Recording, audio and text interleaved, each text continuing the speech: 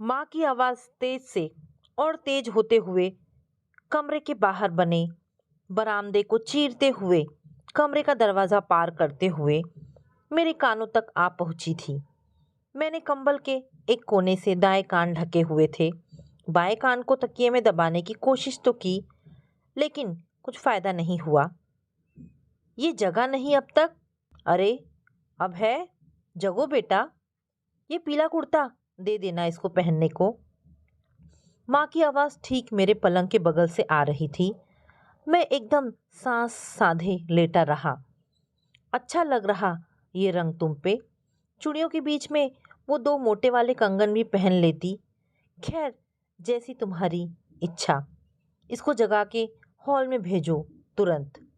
माँ के जाते ही मैंने धीरे से एक आंख खोलकर कंबल की खिड़की से देखा। मेरी नई नवेली पत्नी शालिनी ड्रेसिंग टेबल के सामने बैठी पूरे मन से तैयार होने में लगी हुई थी। मैंने बड़ी कठिनाई से हंसी रोकी। अब तैयार होने में बचा क्या था। भड़कीली पीली रंग की साड़ी, लाल बॉर्डर वाली, बालों में अनगिनत पिनों के सहयोग से बना भारी भरकम जूड़ा, नेकलेस, चूड़ी। लेकिन चेहरा मुझे दिख नहीं रहा था। मेहनत तो वहाँ भी हुई होगी, लेकिन आज है क्या। विवाह के बाद वाली रस्में, पूजा पाठ सब तो हो चुकी है। सुनिए, अब है। आप जाग रहे हैं, मुझे पता है। शालिनी ने अपनी गर्दन घुमाई। ये कुर्ता माँ जी दे गई हैं। आपको तैयार होकर हॉल में आने को कहा है, तुरंत। मैं गलत नहीं था। चेहरे पर भी बहुत सारा मेकअप किया गया था। ठीक भी है, इतने बड़े मेकअप किट में मायके से आए किसी भी सामान के साथ अन्याय नहीं होना चाहिए। आज कोई पूजा है क्या? मैंने जम्हाई रोकते हुए पूछा। नहीं, वैसे तो परसों लेने आते पापा, लेकिन आज का मुहूर्त निकला पग फेरे के लिए, तो अभी पापा और भैया आ रहे हैं मुझे लेने। आखिर दो शब्दों पर वह भी रुकी और मैं भी। उसके बाद मैं और देर तक उससे आंखें नहीं मिला पाया। परसों ही हमारा विवाह हुआ था और कल विदा होकर शालिनी मेरे घर, मेरे जीवन में आ चुकी थी। लेकिन दो चार शब्दों से ज़्यादा हमारी बातचीत नहीं हुई थी। मैं क्या कर रहा था मुझे स्वयं भी नहीं पता था। यह विवाह मेरी मर्जी से नहीं हुआ था। न मुझे शालिनी पसंद आई थी, न बात बात पर धन दौलत गिनाते उसके पापा। मुझे कोई मतलब नहीं था उनके धन संपत्ति से, बहुत सारे खेतों से, ना उनके बंगले से, ना उनके दरवाजे पर खड़ी गाड़ियों की लाइनों से, ना उनके घर की सोने से लदी गुड़ियों से, जिनमें से एक गुड़िया मम्मी मेरे लिए पसंद कर आई थी। आप लेने आएंगे ना? शालिनी माँ के कहे अनुसार कंगन पहनते हुए पूछ रही थी। आप नहीं आएंगे तो मैं वापस नहीं आऊंगी। मन के एक कोने से आवाज़ आई, मत आओ, मुझे कोई फर्क भी नहीं पड़ेगा। शालिनी अपने मायके मेरठ जा चुकी थी और मैं अपराध बोध के दलदल में, जहाँ मैं सांस भी नहीं ले पा रहा था, किंतु वहाँ से निकलना भी नहीं चाह रहा था। शाम को अपने दोस्त उदय को घर बुला लिया था, लेकिन वह बजाय मुझे समझाने के मुझे और उलझा रहा था। हालत देखो अपनी। कौन कहेगा कि 2 दिन पहले शादी हुई है तुम्हारी। मुझे तो कुछ समझ ही नहीं आ रहा है गुरु। कोई जबरदस्ती सिर पर तलवार लटकाकर या बेहोश करके तो शादी कराई नहीं गई तुम्हारी। अब यह सब क्या ड्रामा है। बात वो नहीं है यार। खैर, तुम नहीं समझ पाओगे। मैं अपनी ही घुटन से आज़ाद होना चाह रहा था। वह घुटन जो मुझे हर पल और तेजी से अपनी कब्जे में लेती जा रही थी। सब ठीक है ना? उदय चाय पीते हुए मुझे अजीब तरह से देख रहा था। हाँ, सब ठीक है। कुछ बताना है। मैंने एक लंबी सांस लेकर कहना शुरू किया। तुम्हें पता है, मैं इस शादी के लिए रेडी नहीं था। मम्मी पापा को सब कुछ बहुत पसंद आ गया था। मुझे हाँ करनी पड़ी। हाँ पता है, आगे बोलो। दरअसल बात यह है कि मैंने शादी को लेकर यह सब सोचा ही नहीं था। जो सोचा था वह हुआ ही नहीं। चाय की आखिरी घूंट गटकने के साथ ही मन में रखी असली बात बाहर आ गई। उदय ने हड़बड़ाकर पूछा, मतलब? तुम्हारा कहीं चक्कर चल रहा था? भनक तक लगने नहीं दी यार। चक्कर भी नहीं कह सकते, बस कुछ शुरू हुआ ही था, या पता नहीं शुरू भी हुआ था या नहीं। उदय को सब बताने के लिए मुझे भी उस बीते समय में जाना पड़ा जहाँ मैं जाने से कतरा रहा था। लगभग 1 साल पहले की बात थी। हमारी कंपनी की मीटिंग उत्तराखंड में थी। कई शहरों से लोग वहाँ आकर इकट्ठा हुए थे। अलग अलग जगहों से अलग अलग तरह के लोग। दिन भर चली बोरिंग मीटिंग के बाद करीब 5 बजे हमारा ग्रुप घूमने निकला तो पाँव ठिठक गए। कैसा वातावरण था! सजे सवरे घूमते पर्यटक, नीचे तक उतर आए बादल, उबलते स्वीट कॉर्न की हवा में घुली हुई महक और हर थोड़ी दूर पर लाल लाल स्ट्रॉबेरी के ढेर। आप भुट्टा भून कर नहीं देते? एक आवाज़ जिस पर मैं चौंक कर पलटा था। यह शब्द भुट्टा, यह तो उत्तर प्रदेश में बोलते हैं। देखा तो एक बेफिक्री सी लड़की बेतरतीब फैले बालों को एक हाथ से चेहरे पर से हटाती हुई दूसरे हाथ से पर्स से रुपए निकाल रही थी। ये वो क्षण था जहाँ मैं ठहर गया था। अगले आधे घंटे में मैंने पता लगा लिया था कि वो यानी सौम्या हमारी कंपनी की वाराणसी ब्रांच से थी और हमारे साथ ट्रेनिंग के लिए आई थी। मुझे उत्तराखंड थोड़ा और अच्छा लगने लगा था। वे 6 दिन सपनों जैसे थे। एकदम खिला खिला सा मौसम, हम उम्र लोग, सपने, खिलखिलाहट, सब कुछ जैसे एक सा था। ट्रेनिंग के घंटे कैसे बीतते थे पता ही नहीं चलता था। उसके बाद आती थी शाम, वैसी ही धुंधली सी, जादू सी शाम, जैसी शाम में मैंने सौम्या को पहली बार देखा था। जब हम साथ बैठते थे तो सौम्या की खिलखिलाहट सुनकर मैं मुस्कुरा देता था और सब से बचते बचाते उसको देखता रहता था। मैंने ज़िंदगी से यही तो मांगा था, एक मनपसंद जॉब और ऐसी जिंदा दिल जीवन संगिनी। लेकिन बात तो वहीं की वहीं अटकी थी। कुछ कहने के लिए हिम्मत बटोरना, कहीं जल्दबाजी तो नहीं हो जाएगी। कल आखिरी दिन है ट्रेनिंग का। आज शाम को हम लोग यहाँ पर एक झील है, स्वर्ण झील, वहाँ चलेंगे। सौम्या ने एक दिन डिनर पर ऐलान किया। मैंने गौर से देखा उसे, कितनी चंचल, खुशमिजाज, आत्मनिर्भर, आत्मविश्वास से भरी हुई। मेरी किस्मत मुझ पर मेहरबान होगी भी या नहीं, मुझे इंतज़ार था अगले दिन का। मैं तुमसे कुछ बात करना चाहता हूँ सौम्या, मैंने अगले दिन उसी स्वर्ण झील के किनारे धीरे से कहा। बाकी सारे लोग फ़ोटो खींचने में बिजी थे। क्या हुआ, बोलो अभय? अच्छा सुनो, पहले बोटिंग कर लेते हैं। वो देखो, लोग हल्ला मचा रहे हैं। वो मेरी बात को जैसे अनसुनी करती हुई बोट की तरफ भागी। मैं कट कर ही रह गया। तो तुमने कुछ भी नहीं कहा? उदय के पूछते ही मैं वर्तमान में वापस आया। वह आज जिसमें मैं एक शादीशुदा इंसान हूँ। नहीं, मैंने कुछ नहीं कहा। मुझे लगा थोड़ी जल्दबाजी हो जाएगी। फिर उदय ने उत्सुकता से पूछा, फिर क्या? ट्रेनिंग ख़त्म हो गई, हम लोग अपने अपने शहर वापस लौट गए। गुड़गांव आकर मेरी सबसे बात होती रही। सौम्या से भी मैं थोड़ा और समय देना चाहता था, इस रिश्ते को थोड़ा और समझना चाहता था। फिर एक दिन सौम्या का फ़ोन आया। मैं बताते हुए थोड़ा टेंशन में होने लगा था। इतनी ठंड में भी एक बेचैनी सी होने लगी थी। मैंने एक थकी हुई आवाज़ में बात पूरी की। उस दिन जब सौम्या का फ़ोन आया, खुशी उसकी आवाज़ में साफ झलक रही थी। उसने बताया करीब 1 साल से वह अपने पापा को मना रही थी, अब जाकर वे माने हैं उसके बॉयफ्रेंड को अपना दामाद बनाने के लिए। सौम्या अपनी शादी को लेकर और भी बहुत कुछ बताती जा रही थी। शायद मुझे कुछ सुनाई ही नहीं दे रहा था। बस उस दिन से कुछ बुझ गया था मेरे अंदर। हर लड़की में मैं सौम्या को ही ढूंढता। मैंने सोच लिया था कि एक दूसरी सौम्या ही वह खालीपन भर पाएगी। मैं इसलिए शादी से भागता रहा। लेकिन फिर माँ भी ज़िद पर आ गई और शालिनी से विवाह करना पड़ा। थोड़ी देर मेरे और उदय के बीच सन्नाटा पसरा रहा। फिर उदय ने कहना शुरू किया, देखो अभय, तुमको पता है ना कि तुमको क्या करना है। सब ठीक करना है और सब ठीक हो भी जाएगा।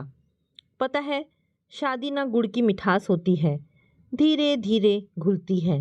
घर आकर मन अजीब सा रहा। पॉकेट से मोबाइल निकालकर देखने लगा था। शालिनी की बहन ने व्हाट्सएप के एक ग्रुप आवर फैमिली में मुझे जोड़ दिया था और वेलकम जीजू के नाम से एक संदेश भी भेज दिया था। मन थोड़ा और कसैला हो गया था। ये सब ड्रामा करना ज़रूरी है क्या? फोटोग्राफर ने शादी की फ़ोटोज़ भेज दी थी। मैंने लैपटॉप पर थोड़ी बहुत देखी, फिर बंद कर दिया। फेसबुक खोला, बहुत देर तक सौम्या के प्रोफाइल पर भटक रहा था कि तब तक माँ आ गई। तुम्हें आज शालिनी को लेने उसके मायके जाना है ना? वही फ़ोन आया था उसके मायके से। मैं माँ की बात सुनकर चिढ़ गया। गुड़गांव से मेरठ ड्राइव करके जाओ लेने? हाँ अभय बाबू जाओ, पति हो आखिर। विचारों के ज्वार भाटा से गुजरते हुए ठीक 1 बजे मैं अपने ससुराल के दरवाजे पर खड़ा था। स्वागत और चुहलबाजी के साथ मुझे सब लोग अंदर ले गए। परिवार के बाकी लोगों के साथ शालिनी ड्राइंग रूम में बैठी हुई थी। एकदम साधारण सूट, बिना मेकअप, नाम मात्र के गहने। इससे पहले मैंने उसे इस तरह नहीं देखा था। हमेशा अपने वज़न से ज़्यादा गहनों और भारी भरकम कपड़ों से लदा हुआ ही देखा था। हमने धीरे से एक दूसरे की ओर देखा। वह धीरे से मुस्कुरा दी। मेरे मन की कोई गांठ जैसे धीरे से खुली। जीजू, आप लोग हनीमून पर कहाँ घूमने जा रहे हैं? शालिनी दी ने तो कुछ नहीं बताया। सीक्रेट है आप लोगों का? साले सालियों का झुंड मुझे घेर कर हमला कर चुका था। मैंने हड़बड़ाकर शालिनी की ओर देखा। ऐसा लगा जैसे उन खाली आंखों में भी यह प्रश्न तैर रहा था। वापस लौटते वक्त कार में मैंने शालिनी को सफाई देने की कोशिश की। ऑफिस में बहुत काम है, अभी तो कहीं जाना नहीं हो पाएगा, बाद में देखते हैं। वह बस हूँ करके रह गई। मैं अपनी नज़रों में थोड़ा और नीचे गिर गया। लड़ लेती, झगड़ लेती या कुछ और पूछती कि ऐसा भी क्या काम है ऑफिस में, मगर नहीं, वह शांत थी और यही शांति मुझे बेचैन कर रही थी। शालिनी कोई कंप्लेन क्यों नहीं करती? शालिनी को मायके से आए लगभग 10 दिन बीत चुके थे और मैं ईमानदारी से कहूँ तो इन 10 दिनों में एक बार भी मुझे वो क्या कहते हैं, हाँ स्पार्क, वो हम दोनों के बीच महसूस ही नहीं हुआ था। दूर खड़े होकर देखे तो सब कुछ अच्छा था। शालिनी घर में सबसे घुलने मिलने लगी थी। माँ पापा के साथ उसकी बातें, हंसी मजाक, घर का माहौल यूँ तो खुशनुमा रहता था। लेकिन हम दोनों एक रस्म जैसी निभा रहे थे, वह ज़िंदगी जो त्योहार जैसी बीतनी चाहिए थी। ये वाला दुपट्टा ऑनलाइन लिया, डर लग रहा था कि कटा फटा ना आ जाए। शालिनी ने बड़े मन से मुझे दिखाया और उतनी ही बेरुखी से मैंने हूँ कहकर बात ख़त्म कर दी। उस समय मैं फेसबुक पर सौम्या की फ़ोटो देख रहा था। आप ऐसा क्यों कर रहे हैं? लैपटॉप बंद कीजिए, मैं आपसे बात कर रही हूँ। शालिनी ठीक मेरे सामने आकर खड़ी हो गई थी। मैंने एक नज़र सौम्या की फ़ोटो पर डाली, फिर उस स्क्रीन के पीछे खड़ी शालिनी को देखा। बोलो क्या बात है? ऑफिस का काम कर रहा हूँ, नहीं करूँ? मैं गुस्से से बोला। मैं वह नहीं कह रही हूँ, छोड़िए कुछ नहीं। शालिनी वो पैकेट उठाकर बाहर चली गई। ये ऐसे पल होते थे जब मैं अपने को बहुत ही कमज़ोर महसूस करने लगता था। मैं सौम्या को क्यों नहीं भूल पा रहा हूँ? मैं शालिनी को उसकी जगह क्यों नहीं दे पा रहा हूँ? मेरे और शालिनी के खास नज़दीक पलों में भी सौम्या ही रहती थी क्या मेरे पास? इतनी उलझनों के बीच भी ज़िंदगी मंथर गति से बढ़ी जा रही थी। कभी मन में आता सब कुछ छोड़कर कहीं भाग जाऊं, कभी मन में आता कि कितना गलत कर रहा हूं शालिनी के साथ। इस मंदिर के बारे में मैंने बहुत सुना था, सच में बहुत अच्छा है। उस शाम कामाख्या देवी के मंदिर में आते ही शालिनी बोली। एक सेल्फी लेते हैं, इधर देखिए। मैं ज़बरदस्ती मुस्कुराया। वह कुछ बोलते बोलते रह गई। अब घर चले? मैंने मोबाइल फ़ोन में टाइम देखते हुए पूछा। शालिनी ने ना में सिर हिलाई और वहीं सीढ़ियों पर बैठ गई। माहौल में एक सम्मोहन घुला हुआ था। सामने दूर तक फैली नदी, फूलों से सजी दुकानें और मंदिर से आती आरती की आवाज़। आपसे उस दिन भी पूछा था, आप मुझसे गुस्सा क्यों रहते हैं? शालिनी ने सीधे मेरी आंखों में झांककर पूछा। ऐसा कुछ नहीं है। मैंने नज़रें घुमा ली। आकाश में सूरज ढलते ढलते एक दिन अपने साथ लेता जा रहा था।